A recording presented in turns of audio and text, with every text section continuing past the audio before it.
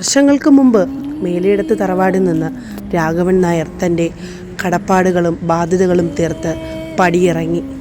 തൻ്റെ അമ്മാവൻ്റെ മകൾ നളിനിയുടെയും കുടുംബത്തിൻ്റെയും അടുത്താണ് രാഘവൻ നായർ പോയത്. അവിടെ ചെന്ന് നിലം വാങ്ങി കൃഷി ചെയ്ത് ജീവിക്കാൻ തീരുമാനിച്ചു. എന്നാൽ തൻ്റെ അനുജൻ വന്ന് മടങ്ങി വരാൻ വിളിച്ചെങ്കിലും രാഘവൻ നായർ പോയില്ല.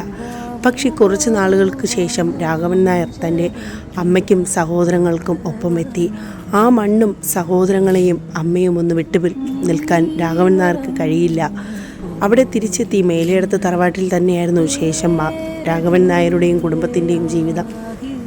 വർഷങ്ങൾക്ക് ശേഷം നമുക്ക് അവരെ എല്ലാവരെയും ഒന്ന് കാണാം. നെൽപ്പാടങ്ങൾ നികത്തി പുതിയ കെട്ടിടങ്ങളൊക്കെ അവിടെ വന്നെങ്കിലും മേലെടുത്ത് തറവാട് അതുപോലെ തന്നെ അവിടെ ഉണ്ട്. മേലെടുത്ത് തറവാടിൽ രാഘവൻ നായരും കുടുംബവും അവിടെ തന്നെ ഉണ്ട്.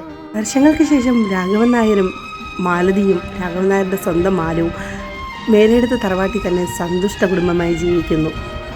രാഘവൻ നായരുടെ മൂത്ത മകൾ ശ്രീകുട്ടി ഇപ്പോൾ കോളേജിലെ അസിസ്റ്റൻറ്റ് പ്രൊഫസറാണ്. കൊച്ചിയിൽ വിവാഹം കഴിഞ്ഞ് സെറ്റിൽഡാണ്. രാഘവൻ നായരുടെ മകൻ ബിടെക്കൊക്കെ കഴിഞ്ഞ് ഇപ്പോൾ ബാംഗ്ലൂർ ഒരു IT കമ്പനിയിൽ വർക്ക് ചെയ്യാണ്.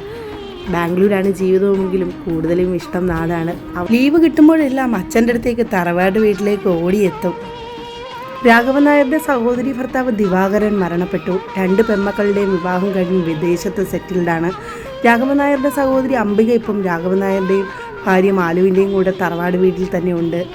രാഘവൻ നായരുടെ സഹോദരൻ വിജയൻ ഇപ്പോൾ ഹൈക്കോർട്ടിലെ പ്രശസ്തനായ ഒരു വക്കീലാണ്.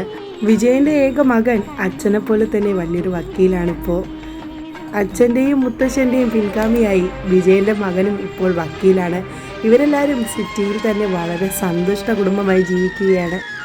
അവർ 4 പേരും വളരെ സന്തോഷകരമായി തന്നെ ജീവിതം മുമ്പോട്ട് കൊണ്ടുപോവുകയാണ്. ഒഴിവ് സമയങ്ങളിലെല്ലാം തറവാട് വീട്ടിൽ ഏട്ടൻ്റെ അടുത്തേക്ക് വിജയനും കുടുംബവും ഓടിയെത്തും. സുധയുടെ ഭർത്താവ് സർവീസിലിരിക്കവേ മരണപ്പെട്ടു. സുധയുടെ മകൻ ഇപ്പോൾ തഹസിൽദാറാണ്.